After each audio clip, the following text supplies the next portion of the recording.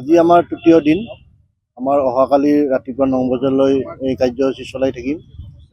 যোৱাকালি আমাৰ পশুপালন বিভাগৰ পৰা কিছু মানুহ আহিছিল, কিন্তু বৰ্তমান আজি এতিয়ালৈ কোনো চৰকাৰৰ ফালৰ পৰা মানুহ অহা নাই। কিন্তু আমি সন্মানীয় মুখ্যমন্ত্ৰী মহোদয়ক অনুৰোধ জনাইছোঁ, আমাৰ যিসমূহ দাবী সেই দাবীসমূহ অনতিপলমে তেওঁলোকে মানি লওক। অন্যথা ইয়াৰ পিছত আমি গণতান্ত্ৰিকভাৱে আৰু পুনৰ আন্দোলন কৰাৰ কাৰণে প্ৰস্তুত হৈছোঁ।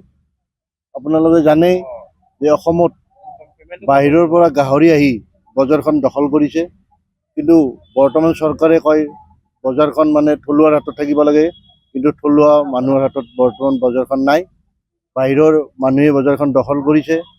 গতিকে যি ডিপাৰ্টমেণ্টৰ সকলো ব্যক্তিকে আমি অনুৰোধ জনাইছোঁ ইয়াৰ পৰা তেওঁলোকে যে বজাৰখন আমাৰ থলুৱাৰ হাতত এৰি দি আমাক জীয়াই থকাৰ কাৰণে সুবিধা কৰি দিয়ে। তেওঁলোকে বিশেষ একো আলোচনা কৰা নাই। তেওঁলোকৰ লগত আমি প্ৰায় এসপ্তাহ আগত আমি আলোচনা কৰিছিলোঁ। তেওঁলোকৰ সেই আলোচনাখিনি ঠিকেই আছে, কিন্তু বৰ্তমান যিটো গাহৰি বাহিৰৰ পৰা সৰবৰাহ হৈ আছে এই সম্পৰ্কত তেওঁলোকৰ হাতত মানে নাই, কোনো ধৰণৰ উত্তৰ নাই। গতিকে আমি কৈছোঁ এইটো চিফ ছেক্ৰেটাৰীৰ ওপৰত নিৰ্ভৰ কৰিছোঁ, আমি সন্মানীয় মুখ্যমন্ত্ৰী মহোদয়ৰ ওপৰত নিৰ্ভৰ কৰিছোঁ।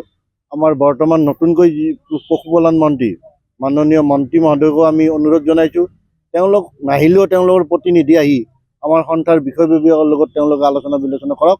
অন্যথা আৰু ইয়াৰ পিছত আমি গণতান্ত্ৰিকভাৱে যিকোনো পন্থাই আমি হাতত তুলি লোৱাৰ কাৰণে আমি প্ৰস্তুত আছোঁ। আজি আমাৰ তৃতীয় দিন। আমাৰ অহাকালি ৰাতিপুৱা 9 বজালৈ এই কাৰ্যসূচী চলাই থাকিম।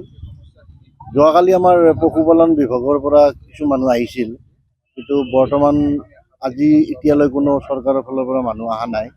কিন্তু আমি সন্মানীয় মুখ্যমন্ত্ৰী মহোদয়ক অনুৰোধ জনাইছোঁ, আমাৰ যিসমূহ দাবী সেই দাবীসমূহ অনতিপলমে তেওঁলোকে মানি লওক। অন্যথা ইয়াৰ পিছত আমি গণতান্ত্ৰিকভাৱে আৰু পুনৰ আন্দোলন কৰাৰ কাৰণে প্ৰস্তুত হৈছোঁ।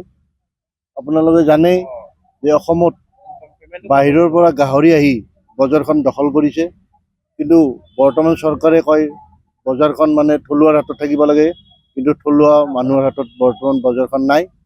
বাহিৰৰ মানুহে বজাৰখন দখল কৰিছে। গতিকে যি ডিপাৰ্টমেণ্টৰ সকলো ব্যক্তিকে আমি অনুৰোধ জনাইছোঁ ইয়াৰ পৰা তেওঁলোকে যে বজাৰখন আমাৰ থলুৱাৰ হাতত এৰি দি আমাক জীয়াই থকাৰ কাৰণে সুবিধা কৰি দিয়ে।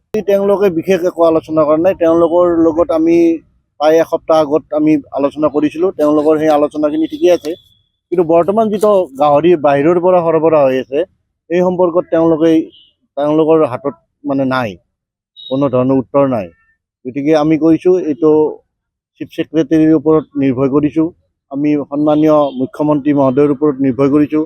আমাৰ বৰ্তমান নতুনকৈ যি পশুপালন মন্ত্ৰী মাননীয় মন্ত্ৰী মহোদয়কো আমি অনুৰোধ জনাইছোঁ, তেওঁলোক নাহিলেও তেওঁলোকৰ প্ৰতিনিধি আহি আমাৰ সন্থাৰ বিষয়ববীয়াৰ লগত তেওঁলোকে আলোচনা বিলোচনা কৰক। অন্যথা আৰু ইয়াৰ পিছত আমি গণতান্ত্ৰিকভাৱে যিকোনো পন্থাই আমি হাতত তুলি লোৱাৰ কাৰণে আমি প্ৰস্তুত আছোঁ। যিকোনো খবৰৰ বাবে যোগাযোগ কৰক 7099017330 লগতে 7099017110 নম্বৰত।